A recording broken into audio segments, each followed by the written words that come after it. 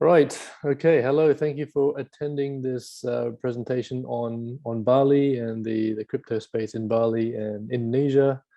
Um, Here in Bali, we say Om Swastiastu as the greeting to wish you well. So I wish you well on this journey with me to discover Bali and the crypto landscape that awaits us ahead. So Bali was actually voted the most popular destination by TripAdvisor in 2021, which is ironic because there was no travel happening then.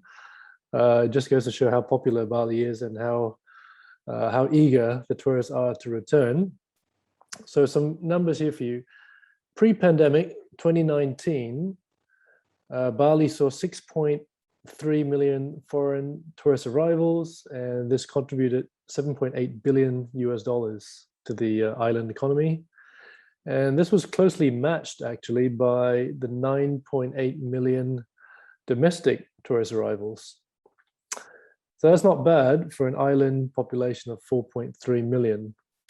Unfortunately, during the pandemic, especially in 2020, the foreign tourist arrivals fell to only 1.05 million, and domestic tourism was similarly hit. Now, Island of the Gods is a nickname for Bali because of the 20,000, actually more than 20,000 temples that you can find in Bali. And little known facts, the name Bali actually comes from the Sanskrit word wali or babali, which means offering. And you'll see these very beautiful offerings littered, for lack of a better word, all around Bali every day. New offerings are put out. And what you'll also see around Bali on a daily basis are these beautiful ceremonies. And all this the ceremonial presence and offerings really lives up to the name of the Island of the Gods. Now, so what are the Balinese, praying to? The religion is actually a modified version of Hinduism. It's not the same as, not identical to Indian Hinduism, but it borrows from Hinduism as well as some traditional beliefs here. The culture actually is very, very liberal and very welcoming of travelers and migrants from all over the world. And Bali has this long tradition of healing and wellness. And those of you who've watched the movie popularized by Julia Roberts, Eat, Pray, Love, will understand that this healing tradition is very strong. And Bali has long been popular with celebrities. Mick Jagger was actually married to Jerry Hall in Bali, and David Bowie, who passed away not long ago, actually asked for his ashes to be scattered in the sea in Bali. Of course, Bali is also known for its world-class surf and is a popular destination on the World Surfing League. Okay, so let's talk about the economy and geography of Bali and Indonesia. So tourism-related business makes up 80% of Bali's economy. There are more than 4,300 hotels in Bali. Unfortunately, many of them are in hibernation or vacant at the moment due to the pandemic. Agriculture and fishing are the island's other biggest sources of employment, and actually a lot of the tourism-related workforce have returned to agriculture and fishing while I guess weathering the storm and waiting for tourism to return. So I mentioned Indonesia because if you don't know your geography, Bali is an island in the Republic of Indonesia, which has over 17,000 islands. Bali is the 7th wealthiest out of 34 provinces in Indonesia. And Indonesia itself is, a bit of an economic powerhouse. It is the 4th most populous nation in the world. The predominant religion in Indonesia is Muslim. Indonesia is the 10th largest economy in terms of purchasing power parity and is a member of the G20. And being such a large country, pre-COVID, about 8 million tourists from Indonesia spent $9 billion overseas. So Indonesia and Bali, is not just a destination for tourism, they also travel abroad, and this is how much they've spent pre-COVID. Right, Silicon Bali is a funny term that was that I think first showed up in a BBC News article in 2014. Obviously, this borrows from Silicon Valley.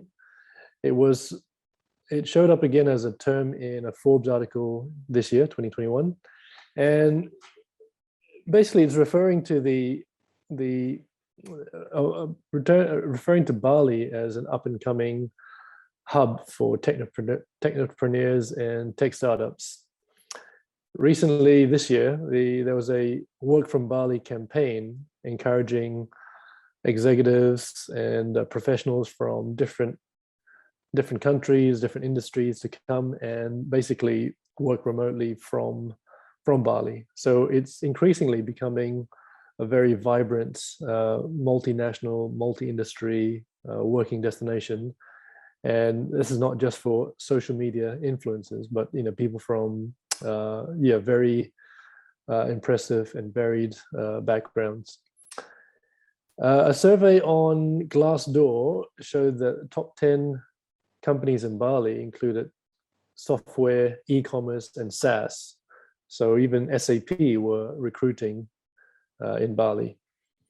Examples of some strong software employers in Bali include Mitraes.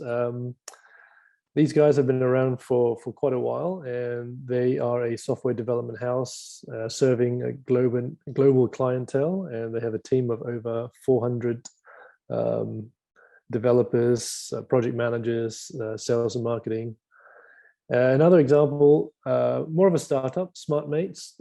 They are a SaaS consulting house, and what they've done actually is started reskilling the Bali workforce from tourism and hospitality, and they currently serve the Australian clientele.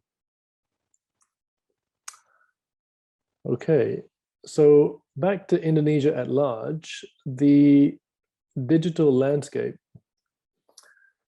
So there were 345 million mobile connections January this year. That's equivalent to 125% of the population. And the reason for this is because in Indonesia, it's quite common for those who can afford to have more than one mobile device. At least 74% of the population have internet access, and 69% are active on social media. But on the contrary, actually, if you look at the digital economy for Indonesia pre-pandemic, the digital economy only accounted for 3.6% of the GDP. That's why I've highlighted that in red. But on the plus side, the growth of the digital economy has been recording 49% per annum from 2015 to 2019. That's the fastest growth rate in ASEAN.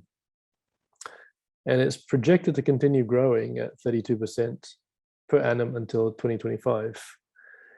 Indonesia is also home to its own decathlon, one called Gojek, which has a US $10 billion valuation. It's a super app which includes many different services. It started as a rideshare app, but now it includes multiple services, including digital payments. It operates across ASEAN, including its home base of Indonesia, Vietnam, Singapore, Thailand, and Philippines. And it's backed by some impressive investors such as Google, Facebook, PayPal, Sequoia. North Star, and Temasek, and yeah, KKR, Visa, and even Tencent. So it's definitely in the big league. Okay, so more specifically, crypto landscape.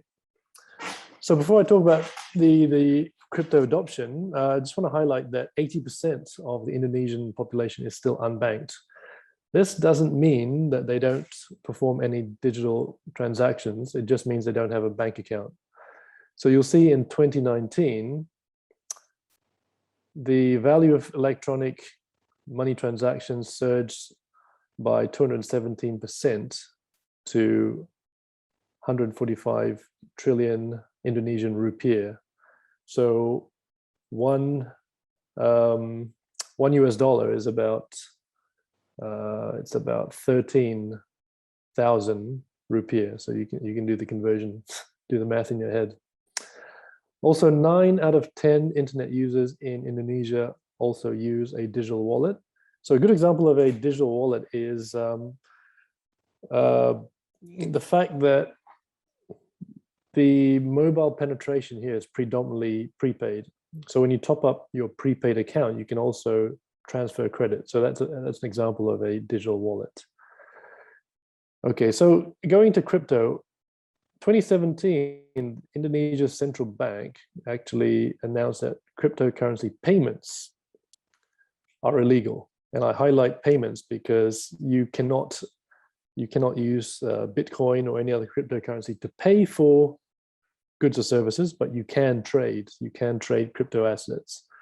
So in 2018, the Ministry of Trade formally legalized the trade of Bitcoin and other crypto assets as a commodity in Indonesia. 2019, regulations were issued for cryptocurrency exchanges to operate legally in Indonesia. And this year, 2021, the central bank has announced plans to consider a digital rupiah. So all this looks good, except, well, I guess it is quite promising because with all this movement, still only 1 to 2% of Indonesians have exposure to cryptocurrencies. Okay, so I've prepared a couple of, well, I've prepared a couple of graphs to show the growth of crypto adoption in Indonesia. So you can see here, there's been a steady increase of, this graph shows the unique crypto traders added per year. And you can see that it's been a steady increase year on year.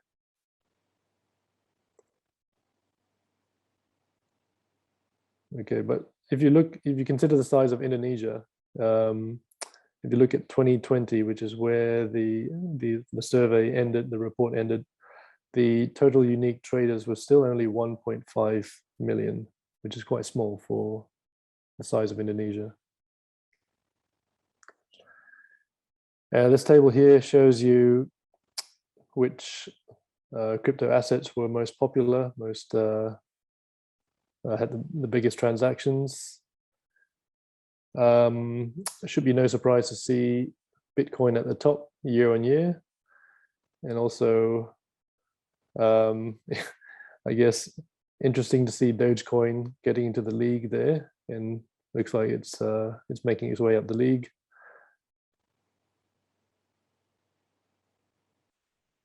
Okay. So,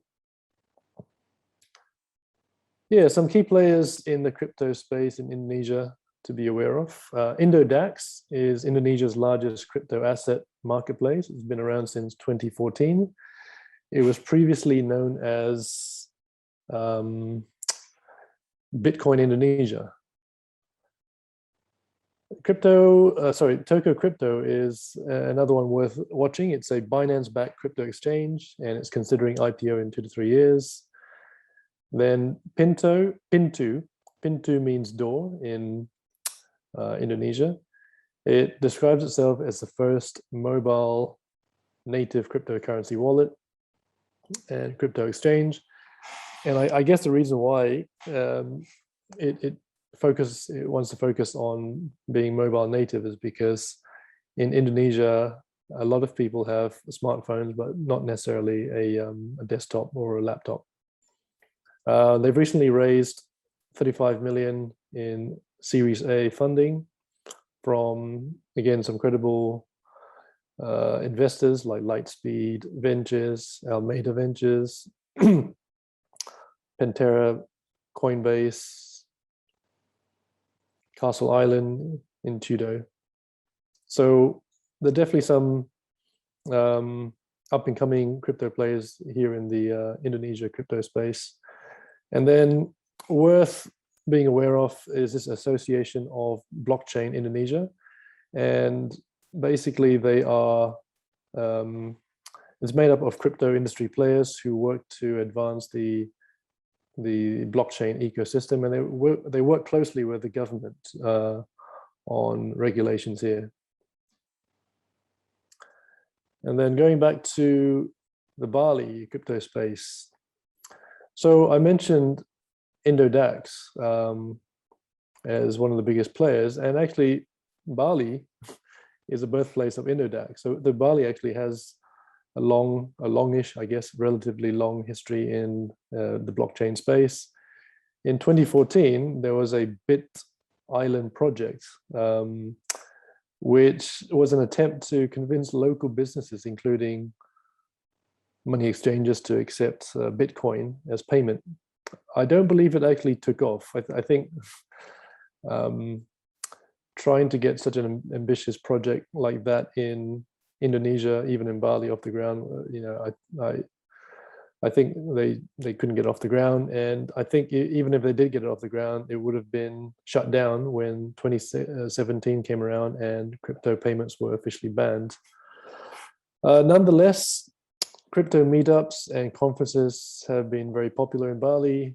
Bali Conference has been running since 2017. This year, Bali Block Confex was supposed to happen in September, but it was pushed out due to the pandemic.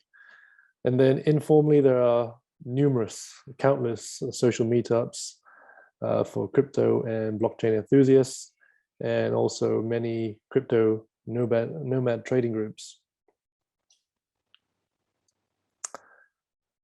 Okay, so I wanted to touch on some crypto adoption examples here in Bali. So a few examples here. The first one is something called the Shortcut Token, and it's a community fundraising initiative.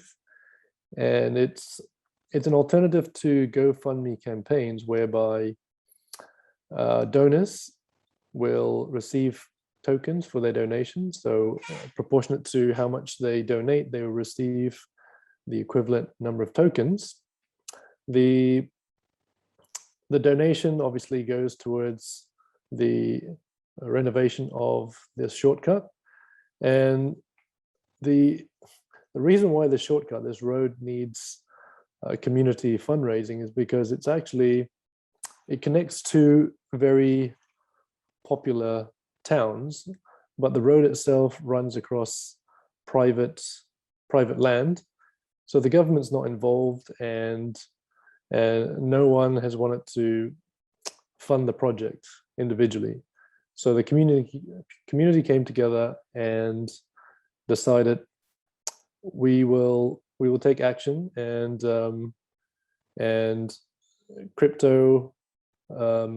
cryptocurrency and tokenization of the campaign seemed like a good idea. This is early days, but we've received positive feedback, and I hope to be presenting the outcome of this shortcut token project later in December during the World Bali Forum. Another example of crypto adoption is by a company called Ekta. And what they do is they take real world assets and tokenize it. And then These can be auctioned through the NFT market. There's also Galileo Travel Futures Club. This is quite a new startup. And what they do is they sell travel tokens, which are used to purchase highly discounted NFT vouchers. And their value proposition is that these NFT vouchers will increase in value as tourism returns. And then finally, crypto donations. So there are at least 2 charities I'm aware of. There could be more. So Bumi Sehat is a community health and midwifery charitable organization. They recently started accepting cryptocurrency. And the other one is Soulmen, and they do a great job with the disabled and disadvantaged community here in Bali. So there is this awareness and adoption happening in Bali. And that's all I wanted to say for now. And hopefully that has given you some insights into what's happening in Bali and Indonesia, and has got you interested to come and join the team. And also tune into the World Bali Forum, which is happening 1st of December. We will be having 100 sessions with industry leaders from Bali.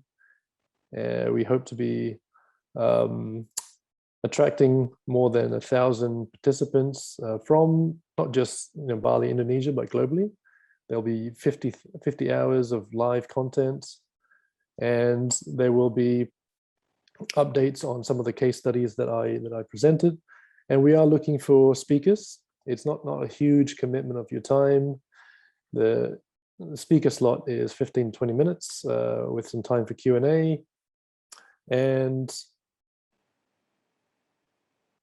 if you do want to get involved, there's the URL, or you can scan this QR code, which will take you straight to the website to express your interest as a speaker. So I think I'm coming up to the limit of my time. So I'll end the presentation there and say thank you in Bali, which is Matu Suksma. Thank you for your time.